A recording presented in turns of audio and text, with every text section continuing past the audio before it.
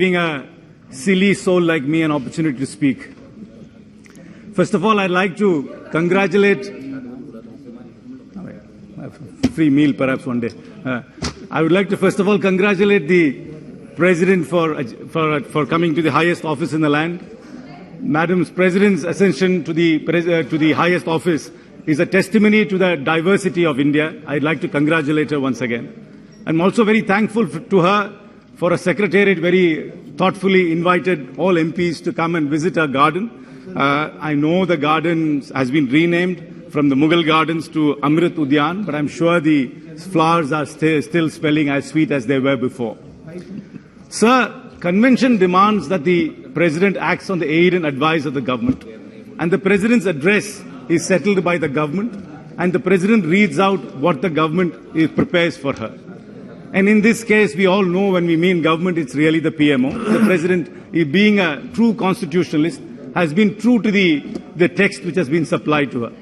But sir, with all responsibility, I would like to make a very serious charge here.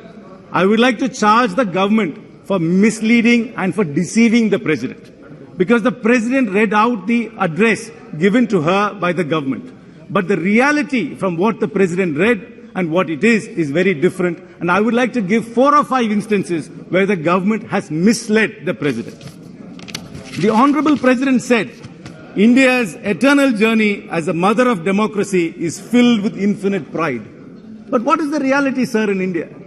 Opposition is stifled, voices of dissent is quelled, agencies are let loose on political opponents, governments are disturbed, Raj Bhavans are used to destabilize elected governments, there is horse trading. This is the reality of the Indian democracy today. But the President was misled into believing that we are the mother of democracy and our hearts are filled with pride.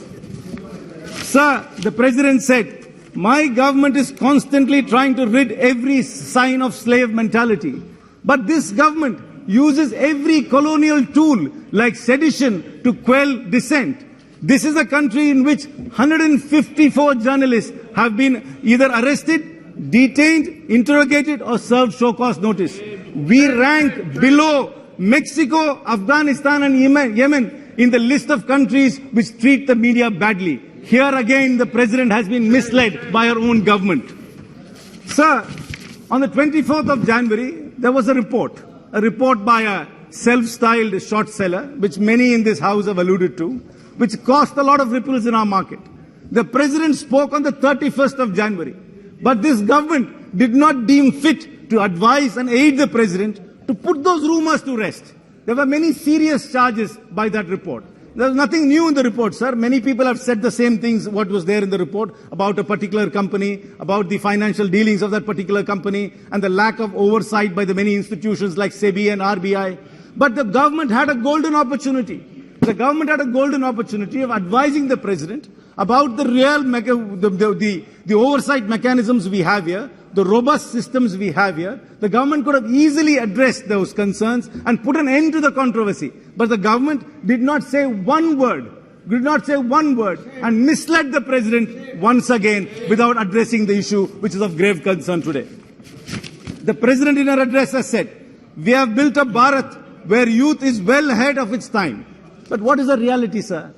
33 lakh children in India are malnourished. The ACER report, the annual status of education report, says that the reading and arithmetic skills of Indian children has gone down. As per the economic survey of this government, it says that only 3.3% of the working age population has any formal vocational training. The ILO says 25% of Indian youth are unemployed. Out of the 25% youth, 1/3 have professional qualifications. Further, I'll give you another statistic, sir. In the last 8 years, 22 crore people have applied for government jobs.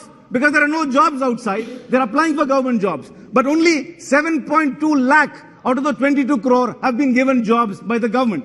But here, they mislead the President into believing that this government is building a nation for the youth of the future. Once again, sir, I would like to point out another instance. The President said a major achievement of my government has been the empowerment of women. And the President has used the word Nari Shakti and women 20 times in her speech. But what does this government do? It releases the rapist of Bilkis Banu. That is exactly what this government does. The government misleads the president once again. Sir, the president said India's strength is in the digital India being acknowledged by the world. But what is the reality? In the last 8 years, we have the highest number of internet shutdowns. 682 times internet has been shut down in India in various parts. We have had a 10x increase in cyber-related attacks. Most importantly, sir, with all responsibility, I'm telling you today, there is this program known as BharatNet, by which they are supposed to connect every panchayat with Wi-Fi.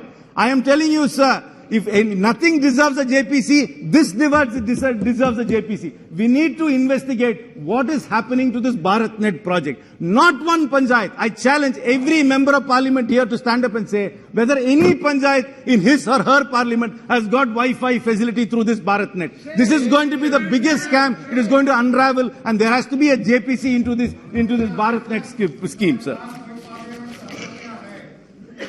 The president says, the government has tried to relieve the poor from the basic worries by providing basic facilities like toilet, electricity and water and cooking gas. But what is the reality, sir? 17% of this population, as per the government's report itself, does not have access to power to clean toilets. But that, in the reality, it's actually a much higher number. Electricity, as per the government Niti Aayog's report itself, 13% of households still do not have electricity connections. And as per the government's own record, even though it claims that everybody has got LPG gas, the NFHS data says only 59% of the households use cooking fuel.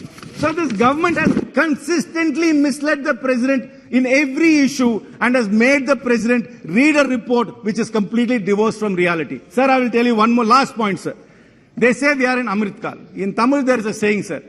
அளவுக்கு மீறினால் அமிர்தமும் நஞ்சாகும் என்று சொல்வார். What it means, sir, even Amrit in excess will become poison. The only thing we get in this Amrit Kal is propaganda, sir. And with this excess propaganda, all we are going to get is poison, sir. Thank you very much. Shri Ram